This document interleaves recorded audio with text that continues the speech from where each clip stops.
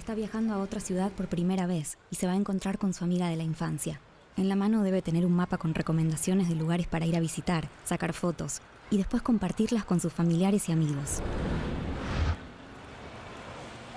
O tal vez, Lucía tiene anotado el nombre de alguien que no conoce, que le prometió un buen trabajo pero la engañó y la va a explotar sexualmente. La trata de personas no se ve a simple vista. Si algo te hace dudar, no dudes.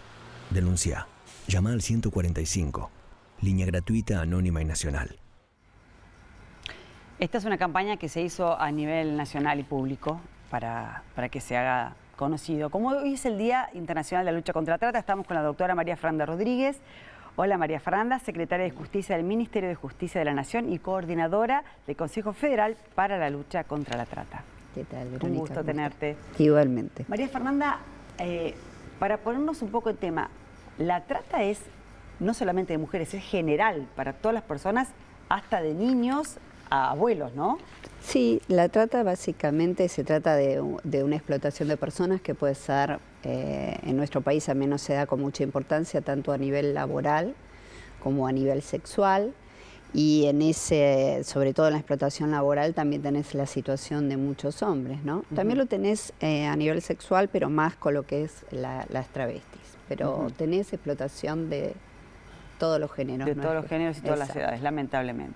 Sí, niños por ahí con una incidencia mejor. Históricamente, nosotros en el Programa Nacional de Rescate tenemos 14.000 víctimas desde el año 2008 rescatadas. ¿Niños? No, 14.000 víctimas, de las cuales un 8% solo han sido niños, unos 1.200 más o menos. ¿Y estos dónde estaban? ¿En qué zona puntual del país? Mira, vos tenés por lo general como una especie de ruta o de mapa que es más caliente en Argentina, el norte en cuanto a lo que es el proceso de captación, y mayor explotación en el centro del país y en el sur del país, ¿no? Por las características que pueden tener los territorios. Por ejemplo, en línea general, cuando hay industrias extractivas cerca, muchos hombres solos se suelen convertir en zonas donde la explotación sexual se incrementa, como un efecto no deseado, digamos, de esa actividad, pero que incide esta cantidad de hombres solos a que esto se pueda producir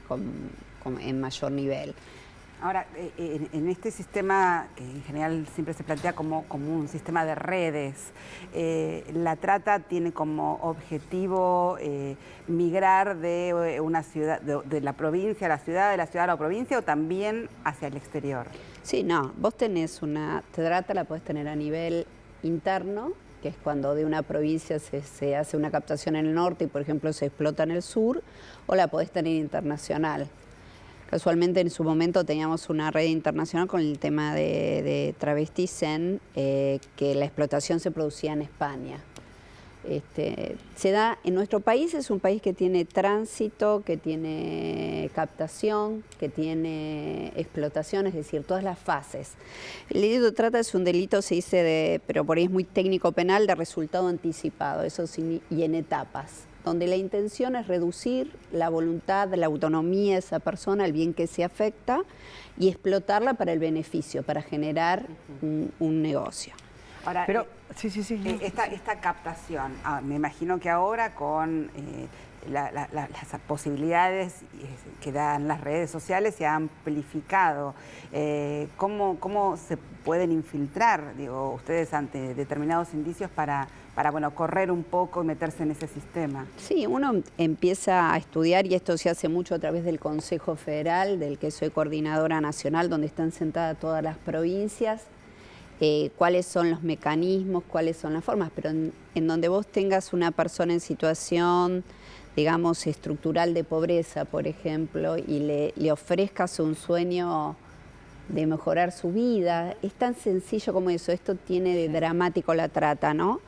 Esa persona compra esa posibilidad de tener una vida mejor, aunque tal vez vos pudieras decir cómo pensó que esa oferta laboral podía ser cierta o era viable, ¿no? O sea, el engaño. El engaño, la oferta laboral engañosa es como la mecánica mayor que tenemos determinada de forma de captación. Claro. ¿Y qué pasa con, uno piensa en chicas jóvenes, es lo primero que te viene a la mente, pero qué pasa con las familias enteras? Bueno, eso se da más en la explotación laboral. Es tremendo que ves a toda la familia trabajando y sí, que se llevan, en un taller que ni siquiera ganan dinero, les dan bonos, vales. ¿No?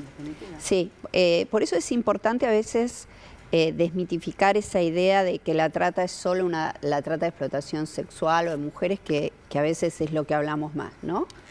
Y trabajar también en la desnaturalización de ciertas prácticas que a veces no nos llaman la atención y sin embargo son prácticas aceptadas que producen estos fenómenos o que favorecen a que se produzcan estos fenómenos. Entonces, nosotros decimos que siempre es muy importante la campaña, cuando hicimos la que mostrábamos, fuimos a eso, ¿no? Una chica viajando, no pensar que tenemos que encontrar a alguien que está esclavizado, drogado, o alguien que está drogado, o alguien que no puede tener, por ejemplo, tal vez un celular. Yo puedo tener un celular, pero si a mí me trajeron, me explotan y aparte veo que hablan con la policía, que tienen relaciones, quien que consume servicios es alguien importante de ese territorio, no hay libertad de comunicación. Digo, el tema del dominio sobre el sujeto, sobre la persona, se construye con un esquema de dominación que los tratantes tienen sobre las víctimas, ¿no? Y aparte hay varios escalones. Tengo entendido que agarran tus hijos, se llevan los chicos, te hacen tener hijos, te los sacan para que la gente quede cautiva. O sea, tienen todo un modus operandi totalmente estructurado, espantoso, siniestro. Sí. El mecanismo de retención de la víctima o cómo vos lográs ese esquema de dominio es muy variado. Incluso el mismo hecho de la víctima en su esquema, te diría, subjetivo, de poder pensar que en algún momento va a ser rescatada, o no rescatada, ni siquiera de definirse como víctima, ¿no? Bueno, ya me van a pagar, ya pagué la multa, ya pagué el pasaje, ¿Qué multa? ya multas porque no cumplió correctamente con algo del contrato, con el esquema de trabajo. Ajá. Ya me van a pagar. Esa necesidad que tiene el ser humano, ese espíritu, ese sesgo positivo para poder sobrevivir a esa situación. Muchas veces cuando llegamos con el programa Rescate, que depende del Ministerio de Justicia de la Nación, hay todo un trabajo de que vas a rescatar a una víctima y en el fondo es el día en el que le das la peor noticia, en la que le decís que es víctima de trata, en la que le decís que nunca le van a pagar, en la que tiene que hacer consciente ese proceso de que ha sido engañada, en la que a veces le tenés que informar que contrajo una terrible enfermedad producto de la explotación a la que ha sido sometida, cuando les haces los análisis. O sea, es todo un trabajo de internalización muy subjetivo de la persona, poder reconocerse. Por esta misma cuestión es muy importante algo que hemos hecho ahora, que es generar el Fondo Fiduciario de Asistencia a las Víctimas de Trata, un fondo público para poder tomar los bienes que se producen en la comisión de este delito y entregarlos a la reparación. Nosotros, yo te decía, tenemos 14.000 víctimas que administrativamente rescatamos de procedimientos determinados por el Programa Nacional de Rescate. Aproximadamente 1.200 y pico son las víctimas que han judicializado su caso de manera penal, es decir, que están en expedientes penales. En general se reinsertan. Pero espera que acá te quiero dar un dato más relevante. Y tenemos una sola víctima que ha podido hacer su reclamo civil su reclamo de reparación. ¿Una sola? Una. Es el caso de Ali Kakinan, el conocido caso de Ali Kakinan en el sur de nuestro país, que ha sido una especie de litigio estratégico que llevó adelante la Defensoría General de la Nación. Entonces, no es casual, es porque es muy costoso reconocerse como víctima, porque es muy costoso después perder el miedo y querer participar y formar parte de lo que es esa acción penal. y tener esta calidad de víctima y testigo en ese Sí, expediente. aparte pasar por todo ese episodio nuevamente, el recordar, tener que testimoniar, confrontarte a tus pares, gente que ha quedado en el lugar, que cree que no, Bueno, que el por eso equivocado sos vos. Me generaba inquietud cómo es la reinserción. Ustedes las rescatan, que no es poco, las arrancan de esos lugares, las ayudan a volver a su vida. Bueno, ahí intervenimos muchos actores diferentes. Vos tenés, por un lado, el Ministerio de Justicia interviniendo en esta primera fase, que es el rescate, el refugio de mayor seguridad, el tiempo de reflexión para ver si quiere iniciar o no, formar parte de esa acción penal o no, si quiere brindar testimonio o no, si puede brindar testimonio o no. Y luego vienen muchas opciones. Puede ser que sea una víctima extranjera que quiere retornar a su hogar y en ese caso todo ese trámite lo lleva adelante la Secretaría de Niñez, Adolescencia y Familia, la CENAF, que pertenece al Ministerio de Desarrollo Social. Puede ocurrir que quiera retornar a su lugar de origen en una provincia porque es una trata interna y en ese caso también la recibe la provincia y empieza a trabajar el esquema de restitución y reparación. Pero lo que vos planteás, que la reparación y la restitución es un procedimiento muy, muy difícil porque el daño que se produce, el estrés postraumático y el daño que tienen estas personas y a veces la estructura social de base, el capital social con el que ingresan a esta situación es bajo. Entonces, ¿cómo las preparás para la posibilidad de un tipo de trabajo? ¿Qué tipo de trabajo le podés dar a esa persona?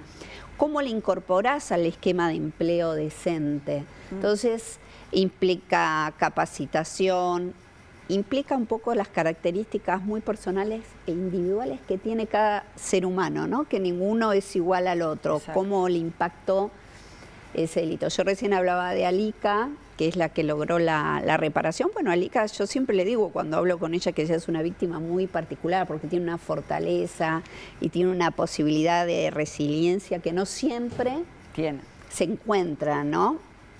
Entonces, yo digo que realmente tenés que tener un enfoque diferencial, individual, con la recomposición de la vida de esa persona. Por eso estábamos como muy contentos de haber sancionado esta ley que nos va a generar, hacernos de los fondos, que es lo que buscan quienes explotan a las personas, ¿no? Atacar al corazón del delito. Sí, pero porque lo hacen por eso, definitivamente. Exactamente. Para acercárselo a esas mujeres. Pero para poder buenísimo. Y redistribuirlo a quienes fueron las víctimas. Buenísimo. Entonces, la verdad que estamos ahí con todo un desafío enorme y aparte es súper ordenatorio porque la ley también puso otros principios como decirle a los fiscales que inicien las investigaciones patrimoniales desde el primer momento, que desde que se inicia la investigación, así como investigó quién es el autor del delito de trata, bueno, cómo ha hecho su patrimonio, es decir, dónde las ganancias, dónde las ha invertido. Claro. ¿Quién es? Qué interesante. Entonces, eso también te lleva a otra gente, posiblemente. Bueno, eso te escala más en la red, ¿no? La red, ¿no? Hoy red. Tenemos mayor sentencias en lo que son los esquemas de captación, porque como decíamos, es un delito en etapas. Vos podés consumar el delito solo con la captación si tu intención era explotar a la persona, pero tal vez quien hace la captación no es el mismo que el que hace la explotación. Entonces, la idea también es avanzar hacia, por supuesto, en las investigaciones y generalmente en aquellas que hemos también coincidido con una acción de lavados de activos, es cuando escalamos más la organización. ¿Y las fuerzas de seguridad acompañan en el procedimiento? Las fuerzas de seguridad están especializadas. Ahí Patricia también ha hecho un muy buen trabajo, ha generado el esquema de Sistrata para coordinar la información no solo de las provincias, del Estado Nacional, pese a que es un delito federal, sino también lo que pasa en las provincias. Porque a veces no tenemos trata porque no hay traslado de una persona o porque no están las condiciones del tipo penal de trata, claro, pero hay explotación. Sí. Y esas explotaciones son investigadas por los poderes judiciales provinciales. Te quería hacer una pregunta. ¿Qué pasa con este volver a nacer, esta resiliencia de la gente a nivel psíquico y físico? Porque de lo físico tal vez es más sencillo. ¿Qué pasa cuando la captación viene más por el lado religioso, por el lado de la creencia, por el lado que casi que le lavan el cerebro? Bueno, eso es un fenómeno que estamos empezando a ver. Ha habido algunos casos relevantes que han tenido conocimiento público, que es como esta nueva modalidad, más la de la secta o la relación amorosa engañosa. Te diría, primero viene la captación laboral engañosa y luego vienen estas modalidades que empiezan a tener como un impacto muy, muy relevante. Bueno, siempre la persona que ha sido víctima de trata, y acá me atrevo a decir una pequeña distinción, sobre todo la sexual, y no sé si tiene que ver con que las cosas pasan en el cuerpo, está muy arrasada psicológicamente, ¿no? Está muy lastimada, podríamos decir, y afectada. Pensá lo difícil que puede ser para esa mujer reconstruir un vínculo formal afectivo con un hombre, por ejemplo, después de haber pasado esa experiencia. En el caso de la trata laboral, incluso a veces, para lo que es toda la restitución de derechos, la generación del empleo, nosotros tenemos una persona que tiene un oficio de base, ¿no? Puede ser una persona que es un tallerista, que sabe cortar muy bien, o hace muy bien el overlock, digo, hace cosas, tiene una habilidad y un oficio. Entonces ahí nuestro trabajo no es que sea, es un poquito menos difícil, porque es tratar de por ahí generarle el hábito laboral, que entienda que no se duerme donde se trabaja, que no importa si hoy cobró, que mañana tiene que generar esa conducta, pero con las empresas generamos empleo decente, pero podemos generar esquemas de empleo decente, ¿no? Es conocer sus derechos, ¿no? Nosotros hemos tenido un caso, no quiero nombrar a la persona porque no quiere ser nombrada, pero que es jefe de taller de una importante marca. Buenísimo. Y rescatado de un procedimiento de trata. Para ir cerrando, lamentablemente está súper interesante el tema. María Fernanda, si uno como persona, como ciudadano, intuye en un comercio, en una esquina, en, no sé, en alguien que, un vendedor ambulante, en algún lugar que vas, un grupo de chicos, sentís que hay algo raro, que hay algo que puede... ¿Cómo hacer para poder llamar a alguien para que investigue? Llamen a la 145, que es la línea nacional, gratuita, anónima. Es una línea que es una línea de denuncia, que la atienden las psicólogas y los trabajadores sociales y los abogados que intervienen en los rescates y en los allanamientos.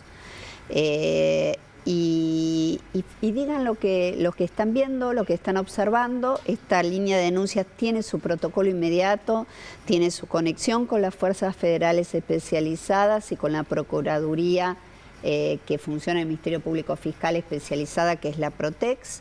Un trabajo muy articulado, así que es el lugar. Recordar este número creo que es súper importante, que es la 145, para que frente a cualquier duda 145, llamen. Perfecto. Sí. De cualquier lugar del país, 145. Es nacional, es gratuita y funciona. Y hay gente que te va a ayudar, que te va a apuntalar, no tenés que decir tu nombre. Te va a sacar las dudas, te va a hacer las preguntas, porque uno dice, explicar. la verdad que no sé ni qué decirle, pero la persona te va a ir...